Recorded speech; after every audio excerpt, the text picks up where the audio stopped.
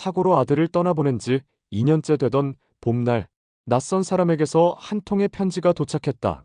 당신의 아들이 제 생명을 살려주었습니다. 감사 인사를 담은 그 글을 읽으며 나는 눈물 대신 미소를 지으려 했다.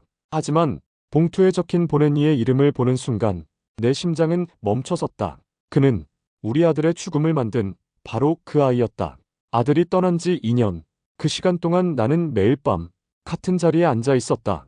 현관 옆 작은 탁자, 그 위에 놓인 아들의 유골함 앞, 사진 속 아이는 언제나 환하게 웃고 있었지만 나는 단 한 번도 그 미소를 마주보지 못했다. 그 아이, 민재는 20살이었다. 대학에 들어간 지 얼마 안 돼요. 첫 중간고사를 치르던 주말에 그렇게 길 한복판에서 세상을 떠났다. 교통사고였다. 새벽까지 동아리 회식을 했던 민재가 술에 취한 채 횡단보도를 건너다 과속으로 달려오던 오토바이에 치인 것이다. 그날의 전화는 지금도 내 귓가에 생생하다. 어머니, 아드님이 지금 응급실로 옮겨졌습니다. 그 말 한마디에 나는 자리에 주저앉았고 정신이 들었을 땐 민재는 뇌사 판정을 받은 상태였다. 나는 그 사실을 받아들일 수 없었다. 그날 밤 병원 복도에서 나는 하늘을 향해 울부짖었다. 왜 내 아들이야? 왜 우리 민재야?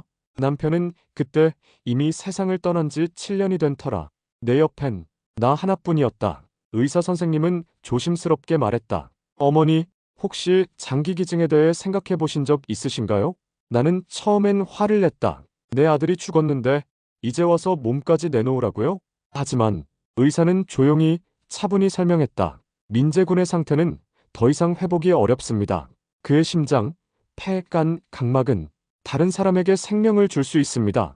나는 이틀을 고민했다. 그날 밤 민재가 중학생 때 쓰던 일기장을 뒤적이다. 그가 이런 글을 남긴 걸 발견했다. 나중에 나도 아빠처럼 누군가를 도와주는 사람이 되고 싶다. 그 순간 나는 결심했다. 해주세요. 그 애가 마지막까지 누군가를 도울 수 있다면 그것도 의미 있는 일이겠죠. 그렇게 민재는 심장을, 간을, 그리고 양쪽 각막을 3명에게 나눠주고 떠났다. 나는 그 이후로 기증자 유가족 모임에도 나가지 않았고 수혜자에게 편지를 보내지도 않았다. 그냥 조용히 민재가 없는 세상에 나 혼자 남겨졌다고 생각하며 살았다. 2년이 흐른 봄, 마당에 매화가 다시 피었다.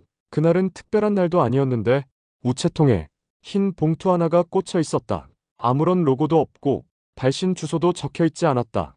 보낸 이는 단 3글자, 강지훈. 나는 처음엔 몰랐다. 그 이름이 어떤 의미를 지니는지. 봉투를 조심스럽게 열었다. 안엔 손편지가 한 장 들어 있었다. 안녕하세요. 이 편지를 받아보시는 분이 민재군의 어머니가 맞다면 저는 민재군의 간을 이식받은 사람입니다. 그날 이후 저는 하루도 편히 잠든 날이 없습니다. 하지만 이제는 고백해야 할 것 같아서 이렇게 용기 내어 편지를 씁니다. 나는 문장 하나하나를 읽으며 차오르는 눈물을 삼켰다. 민재가 누군가의 생명을, 그 감동에 젖어 나는 편지의 마지막 부분을 읽고 손에서 편지를 떨어뜨리고 말았다. 저를 용서하실 수 있을지 모르겠습니다. 하지만 전 진실을 숨길 수 없었습니다. 민재군이 사고로 세상을 떠난 그날, 저는 그 오토바이의 운전자였습니다. 나는 숨을 쉴 수 없었다. 세상이 멈춘 것 같았다. 손끝이 차가워지고 머릿속이 하얘졌다. 그는 내 아들의 생명을 앗아간 그 사람이었다. 그리고 지금 민재의 간을 이식받고 살아있는 사람이기도 했다. 편지가 손에서 떨어진 순간 나는 아무 생각도 할 수 없었다. 책상 모서리에 부딪혀 바닥에 나뒹구는 종이 한 장. 민재가 남긴 생명의 일부를 그토록 부서지게 만든 사람의 고백. 나는 온몸이 떨렸다. 손끝부터 발끝까지 핏줄이 거꾸로 흐르는 것 같았다. 강지훈. 그 이름을 입에 올리는 것조차 씻을 수 없는 모욕처럼 느껴졌다. 그가, 민재를 죽인 그가 민재의 간을 갖고 살아가고 있다니. 세상에 이보다 더한 아이러니가 있을까? 나는 주저앉았다. 아들의 영정 사진 아래에서 숨이 막힐 듯 엎드려 울었다. 민재야, 너 그 사람한테 내장기를 주고 싶었겠니? 눈물이 멈추지 않았다. 억울했다. 민재의 마지막이 고작 그런 사람을 살리는 데 쓰였다니. 그리고 또 한편으론 문득 그런 생각도 스쳤다. 그는 왜 그 사실을 나에게 말했을까? 2년이란 시간을 지나 모든 게 묻힐 수도 있었을 텐데 왜 이제 와서 그의 마음속엔 무엇이 있었던 걸까? 며칠 동안 나는 편지를 꺼내 읽기를 반복했다. 그는 그 안에 더 많은 이야기를 적어두었다. 민재군은 사고 당시 제 오토바이 소리에 놀라 뒷걸음치다 넘어진 거였어요. 저는 브레이크를 제대로 밟지 못했고 병원에서 경찰 조사를 받으며 저는 기절하기 직전까지 그 아이가 나 때문에 죽을 수도 있다는 걸 알았어요. 그리고 제가 이식수혜자 대상 명단에 올랐을 때 장기기증 코디네이터가 기증자의 이름은 말해주지 않았지만 날짜와 병원, 나이, 모든 정황이 겹쳤습니다. 전 직감적으로 알았습니다. 그 아이가 그날 그 아이일 수도 있다는 걸요. 나는 분노와 혼란 속에서 그가 남긴 주소를 따라 한 번은 얼굴을 마주해야겠다고 결심했다. 그를 용서하고 싶었던 것이 아니다. 확인하고 싶었다. 정말 그가 내 아들에게 진심을 느끼고 있는 것인지. 나는 오래된 다이어리 한 귀퉁이에 그가 남긴 주소를 메모했다. 서울 마포구 성산동 반지하에 있는 작은 단독주택. 그가 살아가고 있는 모습이 민재가 살아있다면 어떤 모습일지 나는 생각하지 않으려 애썼다. 처음 그를 찾아간 날은 비가 왔다. 마치 운명처럼 하늘도 나의 심정을 함께 느끼고 있는 듯 조용히 내리는 봄비. 그의 집 앞에 섰을 때 나는 문 앞에서 몇 번을 망설였다. 차마 배를 누를 수가 없었다. 하지만 문이 열렸다. 비닐 우비를 입은 남자가 쓰레기 봉투를 들고 나오다 나와 눈이 마주쳤다. 그 순간 나는 확신했다. 그가 바로 강지훈이었다. 지훈은 깜짝 놀란 듯 고개를 들었다. 안녕하세요? 나는 그 말에 대답하지 못하고 그저 그를 바라봤다. 그의 눈빛은 놀람보다 더 깊은 어떤 두려움을 품고 있었다. 혹시 민재 어머님이신가요? 나는 조용히 고개를 끄덕였다. 지훈은 말없이 현관문을 열고 나에게 말했다. 잠시 안으로 들어오시겠어요? 말씀드리고 싶은 게 많습니다. 반지하의 방 안은 생각보다 깔끔하게 정리되어 있었다. 좁지만 책장이 있었고 한쪽 벽엔 민재의 사고 당시 신문 기사 스크랩이 고요히 붙어 있었다. 그걸 본 순간 나는 다시 울컥했다. 그는 그날을 잊지 않고 있었다. 지훈은 조용히 차를 내오고 내 맞은편에 앉았다. 저는 이렇게 직접 찾아오실 줄 몰랐습니다. 사실은 그 편지도 보내기까지 몇 번을 쓰고 지우기를 반복했어요. 나는 입을 열었다. 왜 굳이 그 사실을 말했나요?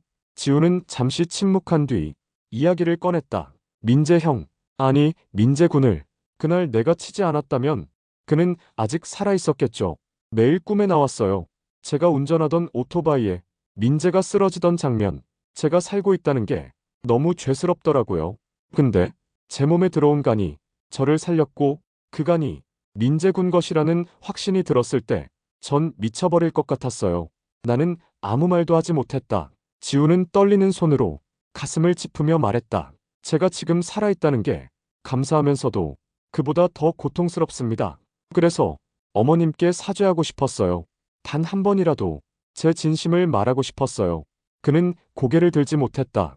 그리고 나는 눈을 감았다. 그 순간 민재의 웃는 얼굴이 떠올랐다. 그리고 문득 이 한마디가 입 밖으로 새어나왔다. 그럼 당신은 그 생명을 어떻게 살고 있나요? 그 말이 내 입에서 나오는 순간 방 안의 공기가 멈춘 것처럼 고요해졌다. 지우는 고개를 들지 못한 채 긴 침묵 끝에 입을 열었다. 저는 제 삶을 살아간다고 말할 자격이 없습니다. 그의 목소리는 마치 바닥에 흩뿌려진 먼지처럼 힘이 없었다. 간이식을 받고 퇴원한 뒤 전 다니던 회사를 그만뒀어요. 민재군의 그날 이후로 사람들 틈에서 웃고 떠드는 게 죽을 만큼 괴롭더라고요. 지훈은 마른 입술을 적시며 말을 이었다. 그래서 병원 자원봉사를 시작했어요.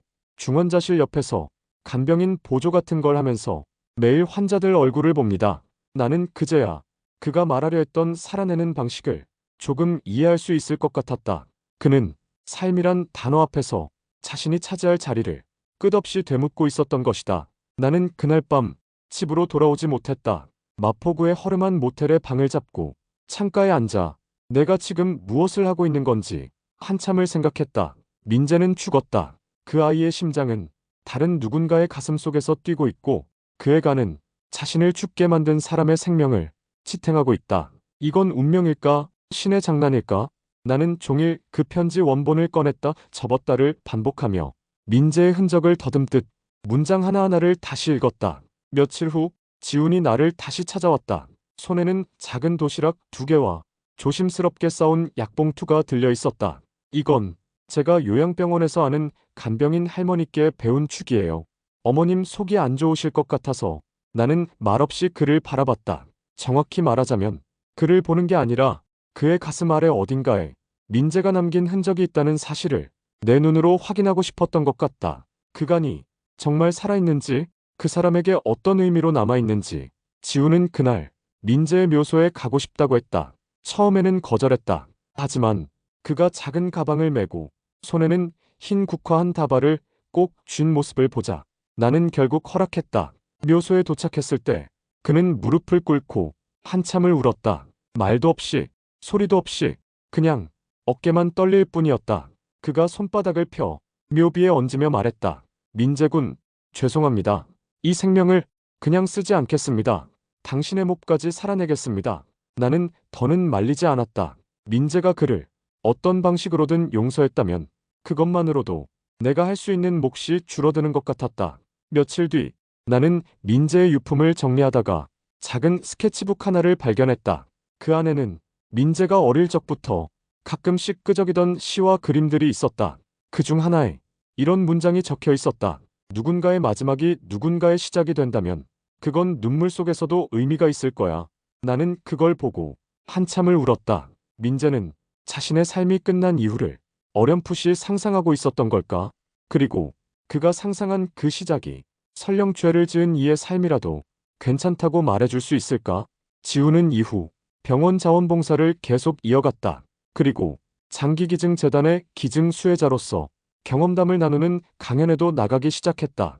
그가 무대에 서서 마이크를 잡고 말하는 모습을 나는 몰래 객석에서 지켜보았다. 저는 생명을 받은 죄인입니다.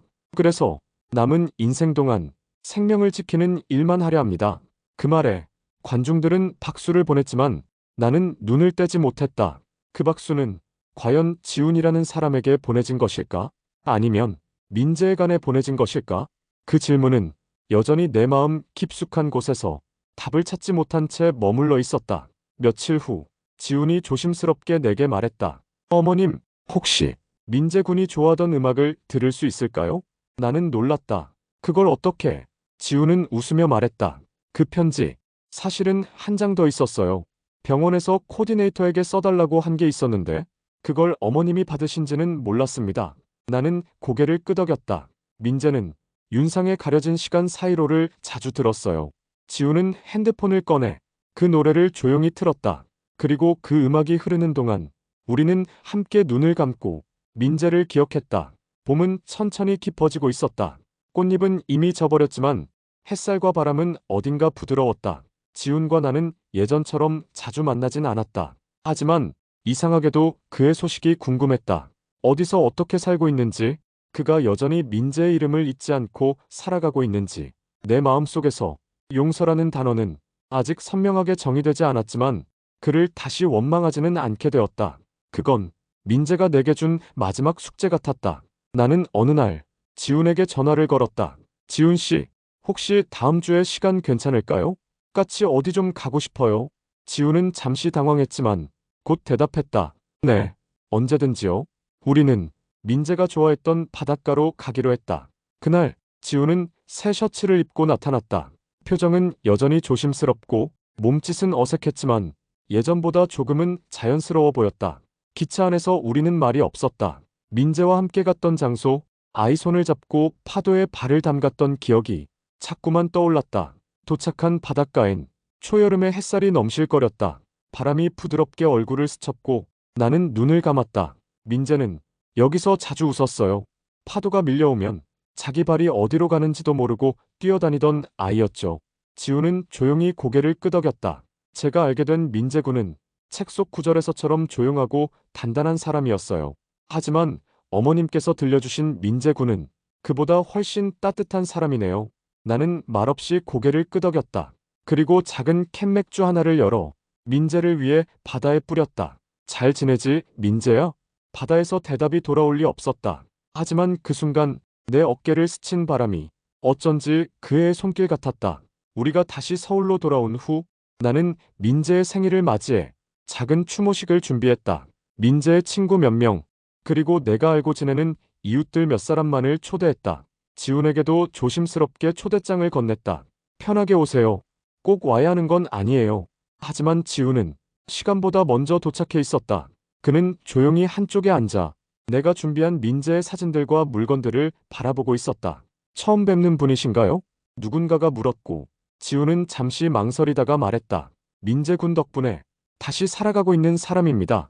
그 말에 모두가 고개를 끄덕였지만 진짜 사연은 나와 지훈만 알고 있었다. 나는 그게 그 사람에게 더 어울리는 방식이라고 생각했다. 누군가에게 가해자로 남는 것보다 다른 사람을 기억해주는 이로 남는 것이 더 좋은 방식일지도 모른다는 생각이 들었으니까. 행사가 끝난 후 나는 지훈에게 따뜻한 차 한 잔을 건넸다. 오늘 와줘서 고마워요. 지훈은 잔을 들고 두 손으로 꼭 쥐었다. 사실 오늘 같은 날은 올 수 없을 거라 생각했어요. 제가 여기에 설 자격이 없다고 생각했거든요. 나는 한참을 바라보다가 작게 말했다. 하지만 당신은 왔어요. 그리고 그건 내가 오늘 가장 고마운 일이에요. 지훈은 눈을 떴고 그 안에 담긴 감정은 복잡한 조각처럼 섞여 있었다. 며칠 후 나는 우연히 지훈의 이름으로 된 블로그를 발견했다. 그곳에는 병원에서 찍은 사진, 자원봉사 중 만난 환자들의 이야기, 그리고 민재라는 이름이 자주 등장했다. 내 안에 있는 이름 하나, 그 이름을 생각할 때마다 나는 조금 더 나은 사람이 되고 싶어진다. 그 글을 읽고 나는 한참을 울었다. 그 울음은 분노도 원망도 미움도 아니었다. 단지 사랑하는 아이를 떠나보낸 어미가 마지막으로 할 수 있는 진짜 용서의 형태였다. 민재의 생일이 지나고 며칠 동안 나는 묘하게 안정된 시간을 보냈다. 여전히 아침이면 아이 사진을 바라보며 인사했고 밤이면 습관처럼 작은 촛불을 켰지만 그 모든 행동 속에 전과는 다른 온기 같은 게 느껴졌다. 사라진 것이 아니라 나와 함께 살아있다는 감각. 그건 기적도 아니고 환상도 아니었다. 그저 내가 민재를 떠나보내는 법을 조금씩 배우고 있다는 뜻이었다. 어느 날 지훈이 전화를 걸어왔다. 어머님, 혹시 이야기 하나 전해도 괜찮을까요? 그래요? 무슨 일이에요? 그의 목소리는 조심스러웠지만 이전보다는 조금 더 편안해 보였다. 최근에 병원에서 간 이식을 기다리던 청년을 만났어요. 형편이 어려워 수술을 포기하려던 참이었죠. 그 청년이 저한테 물었어요. 형은 누구 덕분에 살았어요? 라고. 지훈은 잠시 말을 멈추고 숨을 들이켰다. 전 그 자리에서 민재 형 얘기를 했어요. 그 아이가 제 생명을 줬다고. 그리고 제가 그 아이의 엄마에게 사죄하며 살고 있다고요. 나는 조용히 고개를 끄덕였다. 지훈은 이어 말했다. 그 아이가 저를 똑바로 보더니 이렇게 말하더군요. 형은 죽을 자격도 있었고 살 자격도 있었네요. 그 말 듣고 한참을 울었습니다. 나는 입을 열었다. 지훈 씨, 그 말 민재도 했을 거예요. 누구보다 따뜻한 아이였으니까. 그날 이후 지훈은 종종 나를 도와 기증자 유가족 모임에도 동행하기 시작했다. 나는 처음엔 망설였지만 지훈이 함께 있어준 덕분에 다른 유가족들 앞에서도 민재 이야기를 조금은 덜 아프게 꺼낼 수 있었다. 우리 민재는요, 사람을 참 좋아했어요. 그래서 전 그 애가 마지막으로 선택한 장기 기증을 어느 순간부터는 슬픔이 아닌 존재의 방식으로 생각하게 됐어요. 그날 내 말에 조용히 눈시울을 붉히던 한 아주머니가 끝나고 나서 내 손을 꼭 잡았다. 이야기 들려주셔서 고마워요. 저도 이제 조금은 남편을 잘 보낼 수 있을 것 같아요. 그날 밤 나는 민재 사진 앞에서 처음으로 눈물이 아닌 미소를 지었다. 며칠 뒤 지훈이 아르바이트하던 병원에서 의사 선생님 한 분이 돌아가셨다. 병원 전체가 침울한 분위기였고 지훈은 유족 정리 봉사를 도왔다고 했다. 그는 나에게 말했다. 어머님, 그 의사 선생님이 생전에 민재군 케이스를 담당했던 분이었대요. 그분도 민재군을 기억하고 있었답니다. 참 좋은 아이였다고. 나는 가슴이 먹먹해졌다. 잊지 않아준 사람이 있다는 건 남겨진 이에게 무한한 위로였다. 지훈은 점점 달라지고 있었다. 처음 만났던 날 불안과 죄책감에 떨던 그 청년은 이제 어엿하게 누군가를 위로할 줄 아는 사람으로 변해가고 있었다. 그리고 나 역시 그런 지훈을 보며 민재에게 말하고 싶었다. 아들아, 네가 준 생명은 결코 헛되지 않았어. 그의 가을, 나는 민재의 유고를 바다에 뿌렸다. 아이의 유언처럼 나는 바다처럼 살고 싶다라는 말을 이제서야 실현해준 셈이었다. 지훈도 함께했다. 우리는 백사장에 나란히 앉아 조용히 파도를 바라보았다. 민재군, 이 바다를 좋아했겠죠? 지훈이 물었다. 응. 이 아이는 어디든 잘 스며드는 아이였어요. 사람 사이도 물속에도 세상 한가운데도. 지훈은 고개를 끄덕였다.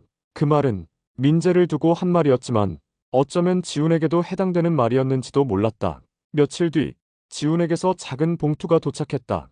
그 안엔 손편지와 함께 두꺼운 책 한 권이 들어 있었다. 책 제목은 내 아내 이름 하나, 표지엔 민재의 뒷모습이 조용히 그려져 있었다. 편지엔 이렇게 적혀 있었다. 어머님, 제가 민재 형을 통해 다시 태어난 그날부터 제 안엔 이름 하나가 더 생겼습니다. 그 이름 덕분에 세상을 보는 눈이 바뀌었고 저 자신을 용서하는 법도 배웠습니다. 이 책은 민재 형에게 바치는 제 삶의 기록입니다. 그리고 어머님께 바치는 마지막 감사입니다. 살아주셔서, 그리고 저를 미워만 하지 않으셔서 진심으로 고맙습니다. 나는 책을 꼭 끌어안고 민재 사진 앞에 놓았다. 잘했지, 민재야? 엄마는 이제 정말 괜찮을 것 같아. 그날 밤 나는 오랜만에 깊은 잠에 들었다. 꿈속에서 민재는 그저 말없이 웃고 있었다. 세상이 조금 달라 보이기 시작했다. 아침마다 뜨는 해의 빛깔도, 문 앞에 핀 국화 한 송이도 그전보다 유난히 선명해졌다. 민재를 떠나보내고 매일 눈을 뜨는 일이 고통이었던 내가 이제는 그 아이를 살아있게 하는 하루를 조금씩 살아내고 있었다. 지훈이 책을 냈다는 사실이 기증자 가족 모임 사이에서도 화제가 되었다. 그 책은 단순한 자서전이 아니었다. 자신의 죄 받은 생명, 그리고 그 생명을 지키기 위해 한 발씩 내딛는 이야기를 매 장마다 꾸밈없이 적어 내려간 고백이었다. 출판 기념회는 소규모였지만 나는 그 자리에 함께했다. 무대 위에 선 지훈은 그 어느 때보다 의연했다. 제가 살아있는 건 민재 형의 간 때문만이 아닙니다. 그 간을 주신 어머니께서 저 같은 사람을 단순히 가해자로 남겨두지 않으셨기 때문입니다. 그 말에 객석 곳곳에서 조용히 코를 훌쩍이는 소리가 들렸다. 지훈은 마지막으로 말했다. 저는 앞으로 장기기증 캠페인 강연을 계속하려고 합니다. 전국에 계신 유가족들과 수혜자들 앞에서 용서라는 단어의 무게를 이야기하려 합니다. 그 용서가 얼마나 고통스러운 것이었는지, 그리고 그 고통을 감내해준 사람이 누군지를 잊지 않으려고요. 그날 이후 나는 지훈의 이름을 가끔씩 검색해보게 되었다. 그의 얼굴이 담긴 인터뷰 기사, 아이들과 장기기증에 대해 이야기 나누는 강연 영상, 그리고 SNS에 올라온 수많은 댓글들. 누군가는 그를 비난했고 누군가는 그를 응원했다. 하지만 그 누구도 알지 못했다. 그가 지나온 시간의 진짜 무게를, 그리고 그 무게를 조금이나마 견딜 수 있게 해준 이름이 민재라는 사실을. 가을이 지나고 겨울이 오려는 무렵 지훈에게서 연락이 왔다. 어머님, 다음 달이면 전국 캠페인이 끝나요. 그리고 해외로 갈까 생각 중이에요. 나는 조금 놀랐다. 해외요? 네. 동남아 쪽에서 장기기증 교육이 아직 제대로 정착되지 않았대요. 그쪽에서 자원활동을 하려 합니다. 의료진과 함께 현지 사람들에게 강연도 하고 기증 캠페인도 열고요. 나는 조용히 웃었다. 이젠 정말 민재가 된 것 같네요. 지훈은 잠시 말을 멈췄다가 나직이 말했다. 저 민재 형 이름으로 현지의 장기기증 교육센터를 만들 생각입니다. 그 말을 듣는 순간 나는 아무 말도 할 수 없었다. 민재의 이름이 다시 살아 움직이고 있었다. 보내는 날 나는 지훈에게 작은 유골함 하나를 건넸다. 그 안엔 민재가 어릴 적 떨어뜨린 유치 한 개와 그 아이가 초등학교 시절 쓴 일기장이 들어 있었다. 그곳에 가서 외로울까봐 민재가 같이 가졌으면 해서요. 지훈은 두 손으로 그것을 꼭 받아들며 오랜 시간 고개를 들지 못했다. 감사합니다. 정말 감사합니다. 나는 말했다. 살아가세요, 지훈 씨. 민재 몹까지 끝까지. 비행기가 뜨는 날 나는 활주로 끝을 바라보며 혼잣말처럼 중얼거렸다. 아들아, 너는 결국 또 누군가를 살리러 가는구나. 그리고 그날 밤 나는 민재의 영정 사진을 내려 작은 박스에 넣고 장롱 깊숙이 넣었다. 그 아이는 이제 기억으로만 살아도 충분히 세상을 움직일 수 있는 존재가 되었으니까. 며칠 뒤 우편함에 또 다른 편지 한 통이 도착했다. 보낸 이는 민재 장기기증 유가족회. 그리고 그 옆에 작게 쓰여있던 문구 하나. 삶은 끝나지 않았습니다. 사랑이 남아있으니까요. 나는 편지를 손에 꼭 쥐었다. 그리고 작게, 아주 작게 미소를 지었다. 아들은 세상에 없지만 그가 남긴 생명은 지금도 누군가의 가슴 속에서 힘차게 뛰고 있습니다. 그 생명을 받은 사람은 가해자였고 또한 그 생명을 지키려는 속죄자이기도 했습니다. 삶은 때때로 말도 안 되는 반전을 품고 있기에 우리는 더더욱 서로의 진심을 끝까지 들어야 하는지도 모릅니다. 이 이야기가 당신에게 조용한 위로가 되었기를 바랍니다. 끝까지 함께 해주셔서 고맙습니다. 도움이 되셨다면 좋아요, 댓글로 인사 한 줄, 구독으로 미소 한 줌 이야기에 힘을 주세요. 감사합니다. 늘 따뜻한 하루 되세요.